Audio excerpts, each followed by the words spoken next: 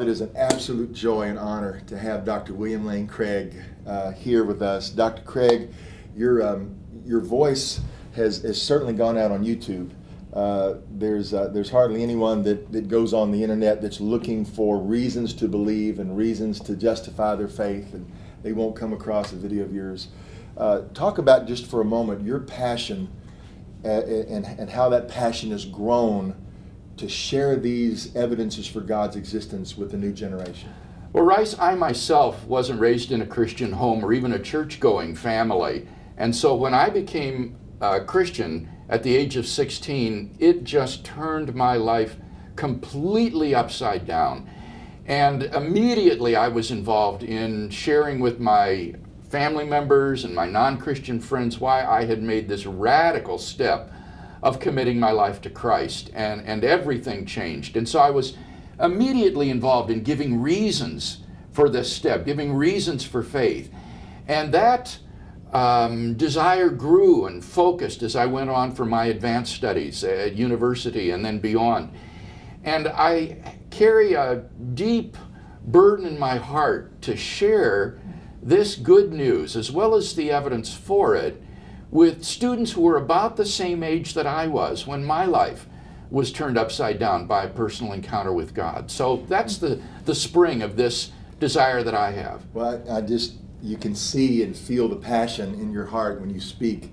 And you even, in watching these encounters with, audiences of many times more against you than for you, they are absolutely struck by the fact that you've done your homework.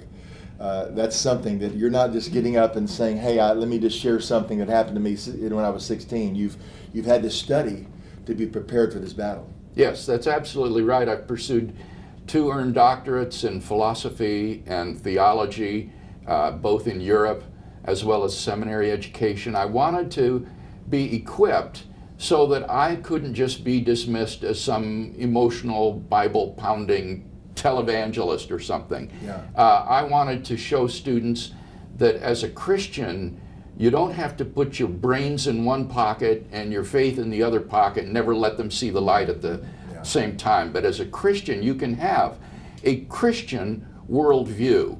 That is to say, a Christian perspective on the arts, on science, on history, on literature, and so forth. The Christianity makes sense. It meets the needs of the head as well as the needs of the heart. Dr. Craig, we're coming in a political season. Everything comes down to a soundbite. Politicians try to form that little soundbite that kind of marginalizes their opponent. I want you to talk about this soundbite that God is dead and the origins of that.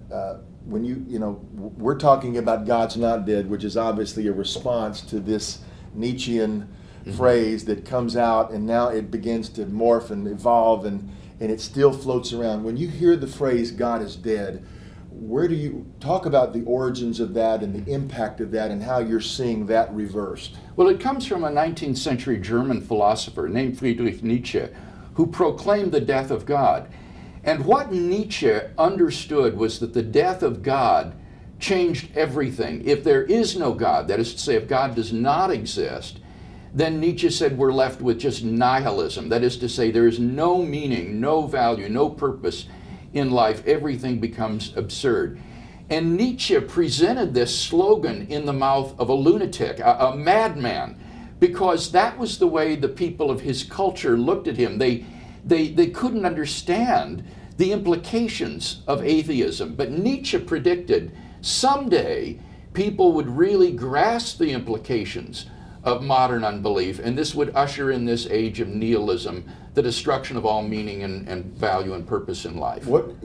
From your study, what was the impact when he first said this? What was the original impact of those statements? When he began to put this, when he wrote that, what was the name of the character? Is it Zoroaster? It was Also sprach Zarathustra was the name of the dialogue. See, I but knew as that. I say, absolutely knew that. It was the madman. This is so interesting. It was the madman who proclaimed the death of God, and the people around him thought he was crazy.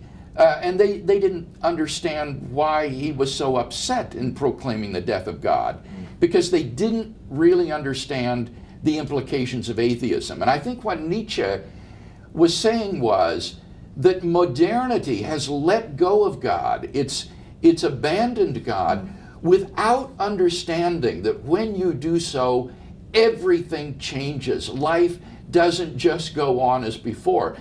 And I suspect, Rice, that culture still hasn't come to learn this Nietzschean lesson. I think Nietzsche is one of the few who have stared atheism in the face without blinking. But the modern new atheists, for example, tend to be humanists. They tend to still affirm values of human worth and intrinsic human rights, that there's a purpose in life. They tend to affirm many of traditional Christian values and so forth. They really haven't understood the implications of atheism if there is no God.